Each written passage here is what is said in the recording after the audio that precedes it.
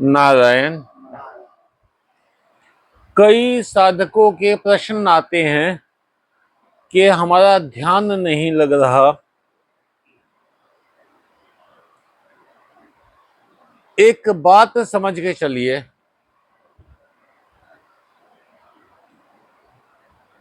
क्या अभी आपको एक ट्राईसाइकिल दे दी जाए, बच्चों वाली ट्राईसाइकिल दी जाए, तो क्या आप चला लोगे उसको? ट्राईसाइकिल चला सकते हो? या आपको ये कह दिया जाए कि आप दोबारा से स्कूल में दाखिला ले लीजिए, क्या आप ले सकते हो दाखिला? या आपको ये कह दिया जाए कि आप दोबारा से विवाह करवा लीजिए, पॉसिबल है? नहीं है। तो हर एक चीज एक समय पर काम आती है, उसके बाद वो चीज बेकार हो जाती है। सतयुग में प्रभु ध्यान से रीझे, त्रेता में यज्ञ किए से, द्वापर में पूजा अर्घ दिए से, कलयुग में नाम लिए से। तो जो ध्यान है वो सतयुग में तो काम का था,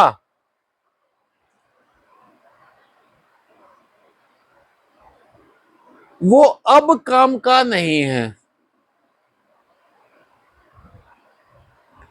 अब जो यज्ञ है, हवन है, वो त्रेता में तो काम के थे, अब काम के नहीं है। अब जो पूरा कर्म कांड के साथ पूजा करना, अर्घ देना, वो द्वापर में तो काम के थे, अब काम के नहीं। कलयुग में काम का है तो सिर्फ जप है।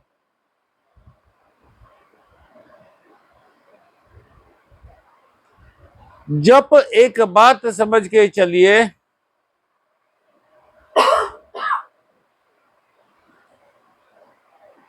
जप आपको इंस्टेंट कनेक्शन देता है।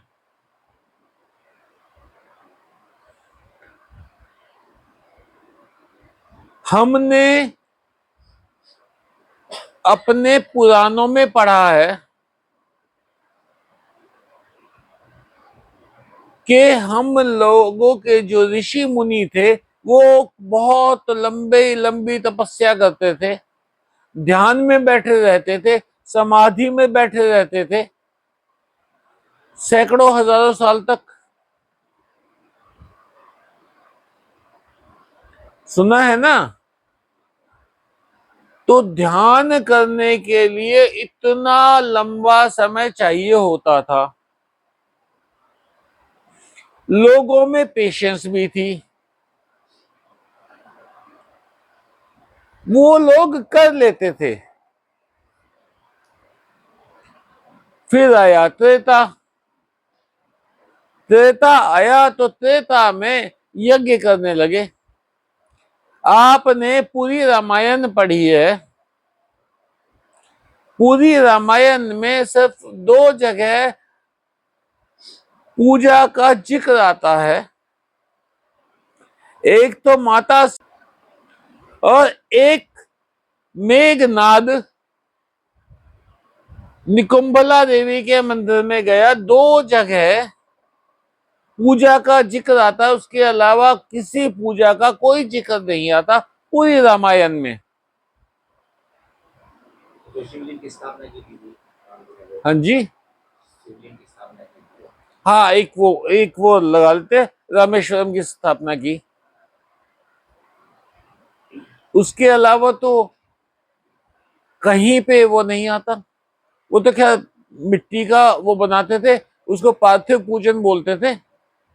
मिट्टी का शिवलिंग बना के पूजा की जाती है, तो ना वो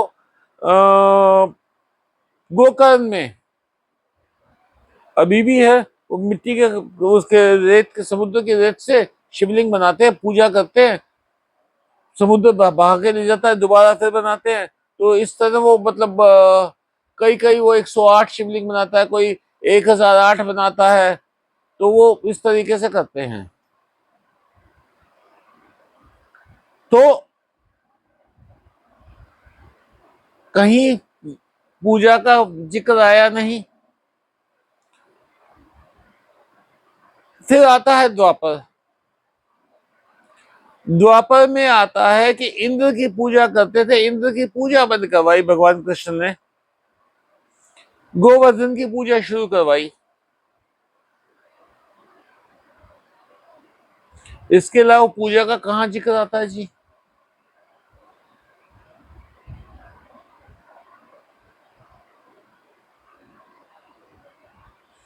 पूरी महाभारत में आपको पांडवों द्वारा स्थापित किसी मंदिर, किसी शक्तिपीठ के बारे में आपको कोई खबर नहीं, कोई नहीं आता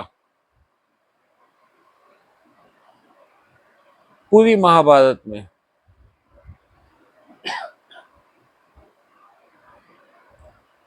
उसके बाद आ गया कलयुग। कलयुग में आप ये देखिए 90% पूजा जो होती है मंदिरों में, वो बिना तत्व को जाने, बिना अर्थ जाने, बिना मतलब जाने, सिर्फ एक परंपरा है तो उसमें चले जा रहे हैं। शिव जी पे क्या क्या चढ़ाते हैं हम लोग?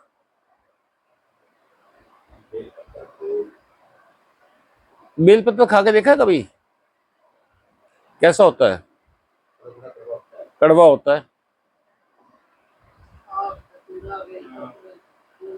धतूरा नशा है, भांग नशा है।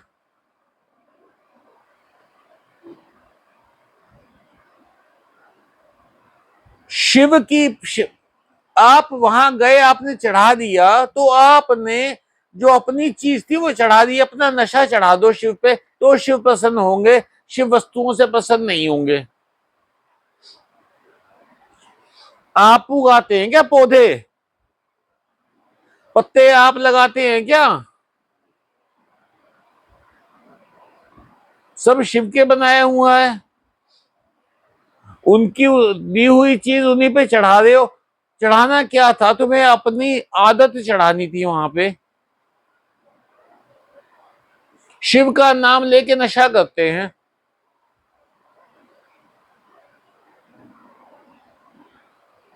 मुझे बता दो, किसी भी, 4 वेद हैं, चारों वेदों में हजारों ऋचाएं हैं, एक भी ऋचा में ये लिखा हो कि भगवान शिव नशे का सेवन करते थे?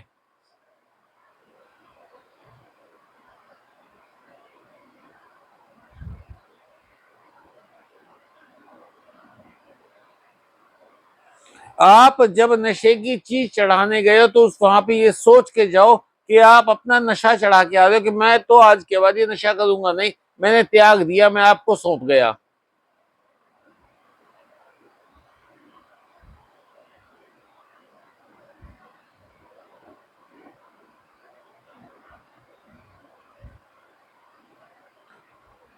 हमें पूजा करनी थी भगवान के साथ तारतम्य बिठाने की, उनके साथ कनेक्शन बिठाने की। ओम नमः शिवाय, ओम नमः शिवाय, जल चढ़ा दिया, जय बजरंग बली, जय बजरंग बली कह के प्रसाद चढ़ा दिया। प्रसाद बांटने का मतलब क्या है?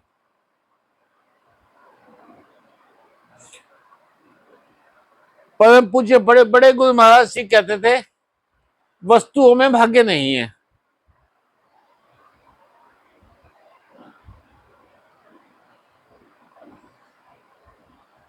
प्रसाद में हमेशा 95% टाइम मीठा ही होता है। आप खाने का मीठा बांट रहे हैं, आप मीठा व्यवहार बांटना शुरू कीजिए।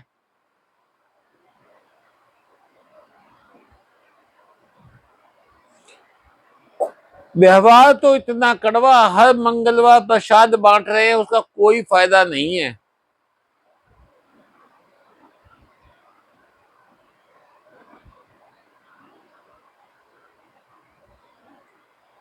अभी एक वीडियो आया हुआ था, हमारे एक दूसरे आध्यात्मिक ग्रुप में आया हुआ था। उस वीडियो में ये दिखाया, ये जो मंथली यात्रा पे जाते हैं, कोई खाटू श्याम जी जाता है, कोई सालासर जी जाता है, कोई वृंदावन जाता है, कोई गोवर्धन जी की परिक्रमा करके आता है।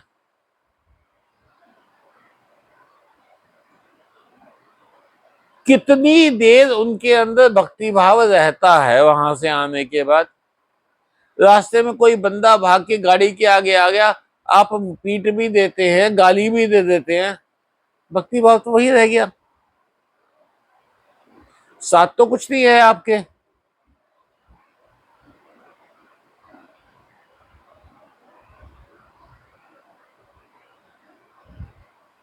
साथ क्या आया आपके?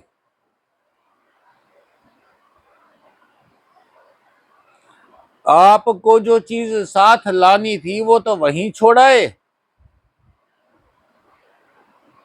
ये तो वही बात हुई, हम नदी में घुसे गीले हो गए, नदी से बाहर आए सूख गए।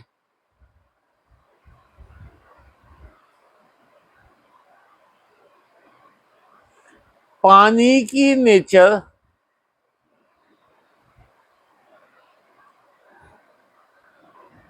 एक तापमान उसका फिक्स है पानी का। आपने बर्फ बना दी, छोड़ दिया तो वो फिर पानी बन जाएगा। पानी उबाल लिया, वो छोड़ दिया, फिर ठंडा होके वही वो वाला टेम्परेचर आ जाएगा जो आपका रूम टेम्परेचर है। ऐसे ही इंसान का हाल है।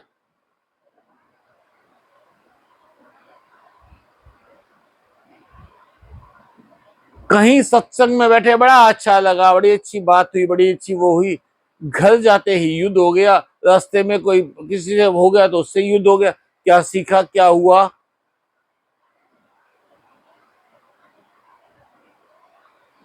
कुछ फर्क पड़ा क्या? फायदा क्या हुआ पानी को बर्फ बनाने का या गर्म करने का, जब उसने अपनी आदत बदल लेनी है।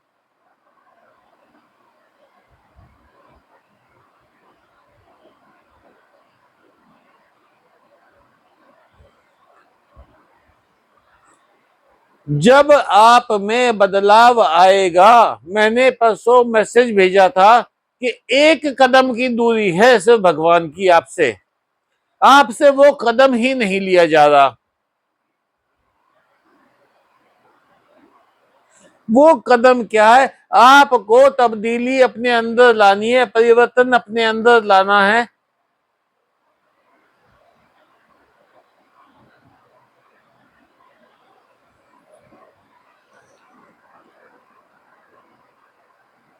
हम लोग कबाड़ इकट्ठा करने में लगे हैं, भयानक कबाड़ इकट्ठा करने में लगे हैं।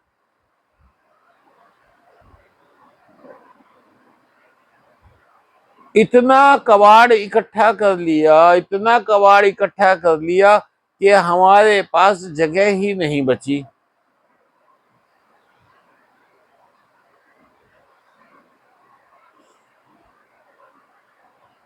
वो कबाड़ लेकर तुम भगवान के मंदिर में कैसे जाओगे?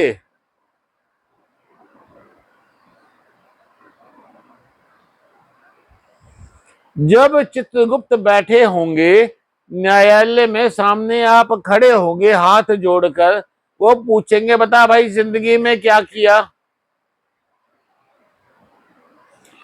जिंदगी में जी अड़ोसियों पड़ोसियों से लड़ाई रही जी, भाई बहनों से लड़ाई रही जी, पत्नी के साथ लड़ाई रही जी, संतान के साथ लड़ाई रही जी।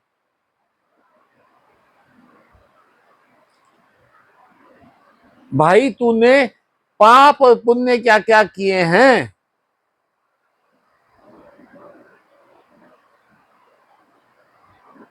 पुण्य तो जी मैंने मंदिर गया था। कितनी देर के लिए गया था जी? 3-4 घंटे लाइन में लगा रहा जी। एक क्षण दर्शन किया। तो वो 3-4 घंटे जब लाइन में लगे हुए थे तो क्या किया? नाम जपा। नाम जपा, बीच बीच में गुस्सा भी आया कि लाइन बड़ी स्लो चल रही है, सिस्टम नहीं बना रखा कोई। इतने लोग पागल होकर भीड़ लगाए हुए हैं, भैया तुम क्या कर रहे हो?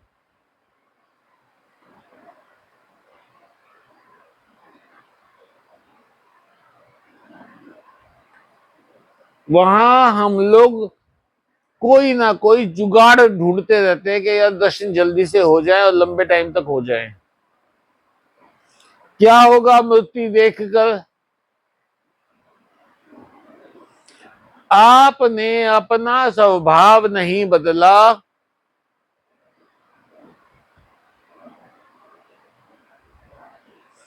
चित्रगुप्त पूछेंगे क्या तुम मोदी के भक्त थे कि राहुल के भक्त थे? चित्रगुप्त पूछेंगे क्या कि आईपीएल में कौन सी टीम कौन से साल में जीती, किस खिलाड़ी ने कितने रन बनाए? चित्रगुप्त पूछेंगे क्या शेयर मार्केट कितना अप डाउन हुआ? चित्रगुप्त पूछेंगे आपसे कि बता कितनी प्रॉपर्टी जोड़ी?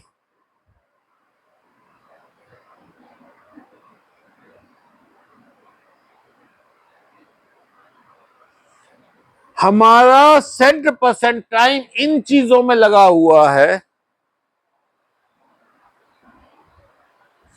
प्रभु का नाम सिमरन करने के लिए, प्रभु का गुण गाने के लिए।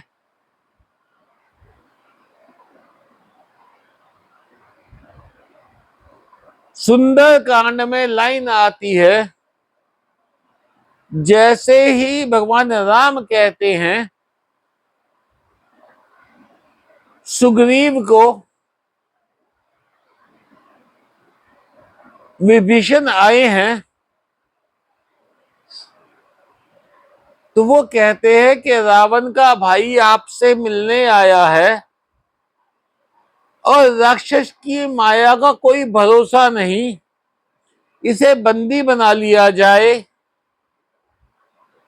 भगवान क्या कहते हैं? जो व्यक्ति मेरे सामने पेश हो जाता है उसके मैं करोड़ों अपराध माफ कर देता हूं, करोड़ों पाप क्षमा कर देता हूं।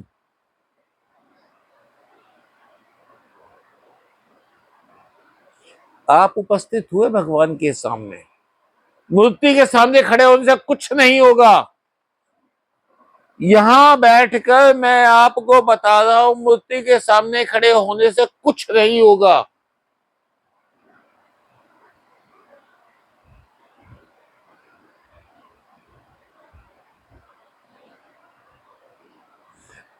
आपकी उपलब्धता नहीं है भगवान के पास, भगवान की उपलब्धता नहीं है आपके पास।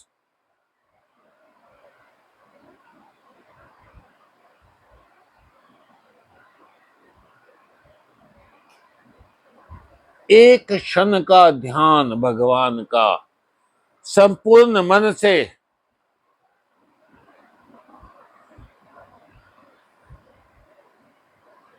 एक कथा आती है, जब महाराज बलि को संकल्प करवाने लगे वामन जी कि 3 पग धरती देता हूं मैं आपको, तो वामन जी ने अपना वो बोले जल दीजिए, मैं संकल्प लेता हूं। तो उन्होंने कमंडल में से जल डालने लगे, तो कमंडल के आगे की जो नली है जिसमें से जल आता है, उस नली में मक्खी बनकर बैठ गए शुक्राचार्य के, तो विष्णु की माया है, बलि सुनेंगे नहीं मेरी। पानी आया नहीं, कमंडल भरा हुआ है, तो वामन ने क्या किया, एक सीख उठाई और नली के अंदर मार दी। शुक्राचार्य की आंख फूट गई, और जो उसका धक्का लगा उससे शुक्राचार्य का रक्त और जल मिलकर बलि के हाथ में आ गया। बलि ने संकल्प ले लिया कि मैं इन ब्राह्मण देवता को 3 पग जमीन देता हूं।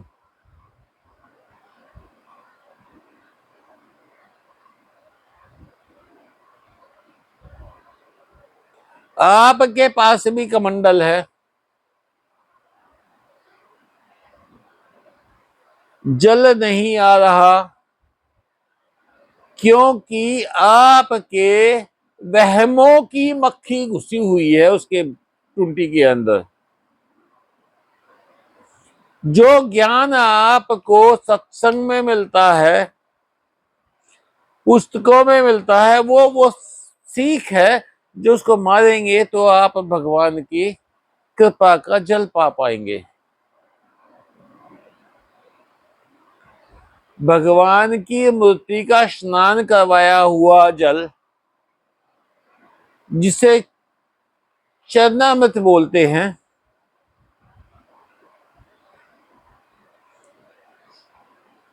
चरणामृत बोलते हैं, उसे हम कितना पवित्र मानते हैं। हम हाथ में ग्रहण करते हैं, दोनों हाथों से ग्रहण किया और सिर पे हाथ फेर लिया, कितना मान देते हैं। और भगवान के कमंडल से निकला वो जल का सोचो कितना मान होगा।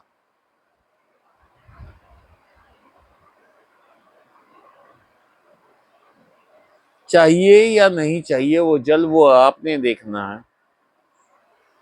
मैं आपको घुमा फिरा के एक ही बात कहता रहता हूं, भाइयों बहनों मेरी बात समझो, आप भगवान से कनेक्शन बनाओ।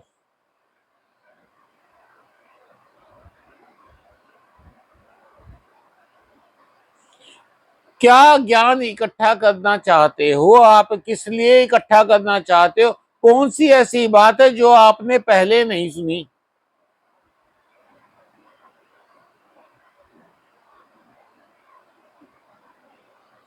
हर बार एक ही बात कहता हूं, भैया अपने आप को भगवान को उपलब्ध करवा दो, भगवान तुम्हें उपलब्ध हो जाएंगे। और ये तो दिमाग से आइडिया ही निकाल दो कि भगवान प्रकट होंगे, कहेंगे वर मांग, और आपने अपने सारे पाप खत्म कर लिए, सारे कष्ट खत्म कर लिए। भैया कर्म है वो तो भोगने पड़ेंगे आपको।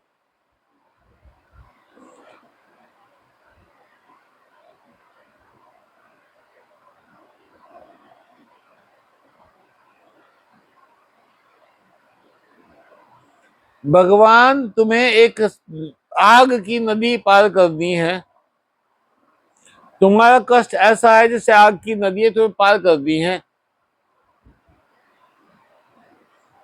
भगवान तुम्हें इतना सहारा लगा देंगे कि तुम्हें गोद में उठा के चल पड़ेंगे नदी में से। और नदी का दाह, जो उसका टेम्परेचर है, जो उसकी गर्मी है, वो तो उस और एक आधी लपट भी आपको छुए बिना रहेगी नहीं। कष्ट कम हो जाएंगे,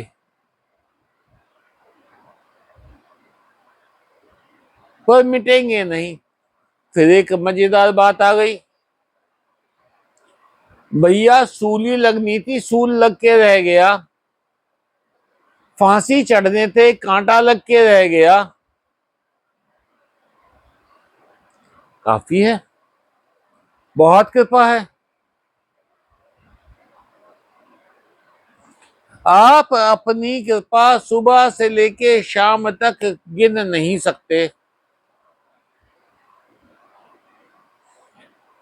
चलिए आज हम कृपाएं गिनते हैं, आज सुबह से अब तक की। अभी इस समय हो गया होगा 1:15 गया है। कृपा गिनते हैं। सुबह आप सोकर उठे, एसी में थे, मुलायम बेड के ऊपर थे, ओढ़ने को चादर भी थी, सिरहाने जल भी रखा था, जिंदा उठ गए। कृपा गिनो। आपको आपकी आंख खुल रही है तो एक नरम बिस्तर में आंख खुल रही है। आपका वातावरण आपके को सुख देने वाला है। आप जिंदा उठ गए। उठने के बाद आपने चाय पिया, पानी पिया, कॉफी पी, जो भी कुछ लिया वो भी कृपा है। आपके पास अपने मोबाइल उठा के देखा, आपकी आंखें काम कर रही हैं, वो भी कृपा है। एक 20, 30, 50 हजार का, लाख रुपए का मोबाइल आपके पास है, वो भी कृपा है। इंटरनेट का कनेक्शन चल रहा है, वो भी कृपा है। उसके बाद आप नहाए, आपने साबुन लगाया, ना आपको पानी उपलब्ध है, आपको साबुन उपलब्ध है, कृपा है। बदन पोंछने के लिए तौलिया है, कृपा है। साफ सुथरे कपड़े पहनने को मिले, कृपा है। आपने मंदिर में, घर की मूर्ति के आगे हाथ जोड़े, कृपा है। कितने लोगों को अपने धर्म को मानने की छूट नहीं है बहुत सारे देशों में।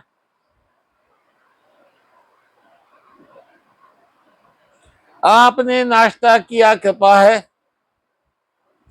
आप बाहर निकले, आपके पास वाहन है, कृपा है। आप जाकर अपने व्यापारिक संस्थान में, अपने कार्यालय में जाके बैठे, आपके पास नौकरी है, आपके पास व्यापार है, कृपा है।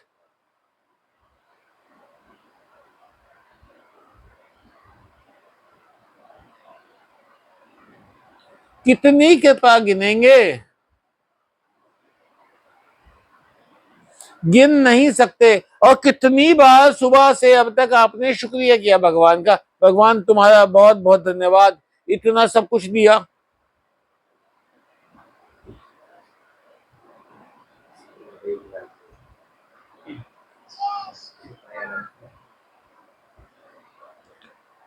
तो समझो मेरी बात, आप कृपाओं को गिनिए।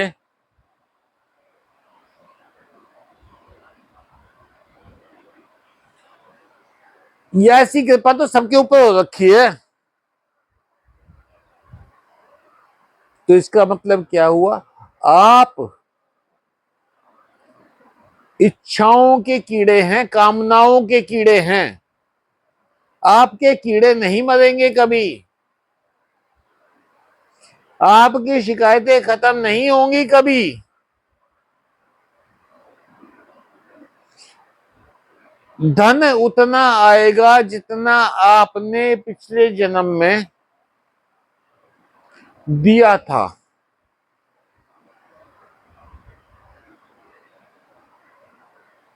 खर्चा नहीं, दिया था।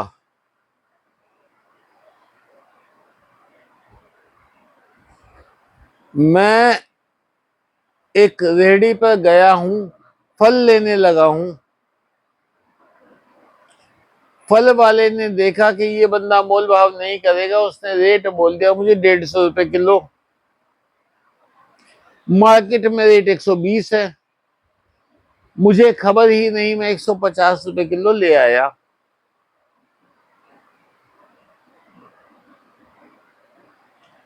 उस व्यक्ति को 30 रुपए का नुकसान हो गया। पैसे का तो लाभ हो गया, पर कर्मों का नुकसान हो गया।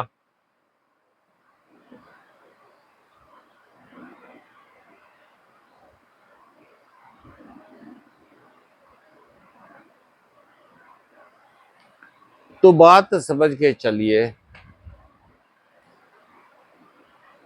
अपने आप को भगवान को उपलब्ध करवाना है तो आप संपूर्ण समर्पण कर दीजिए। सब कुछ तेरा तेरा तेरा, सब कुछ तेरा, कुछ नहीं मेरा।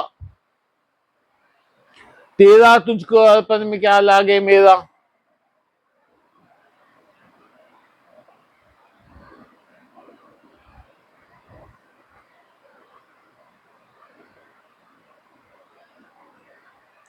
भाई मैं सवा मनी चढ़ा कर आ रहा हूं। क्या तुम चढ़ा के आ रहे हो सवा मनी? तुम तो भगवान के भी दाता हो गए।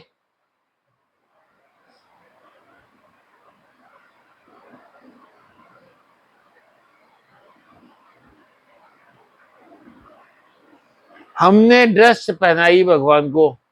अच्छा जी, अरे तुम तो सर्वशक्तिशाली हो, ईश्वर प्रभु से भी सर्वशक्तिशाली हो, तुम उनको कपड़े पहनाने वाले हो।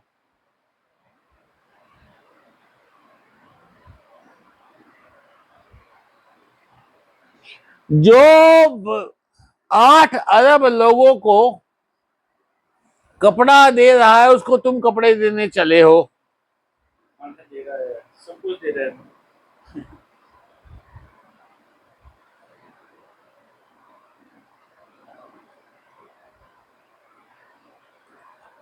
जो तुमने किया वो तुम भोग रहे हो।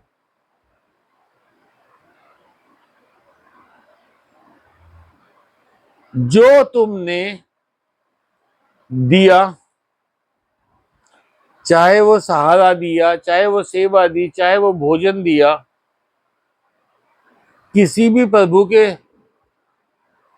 दास को, उतना आपको मिल जाएगा।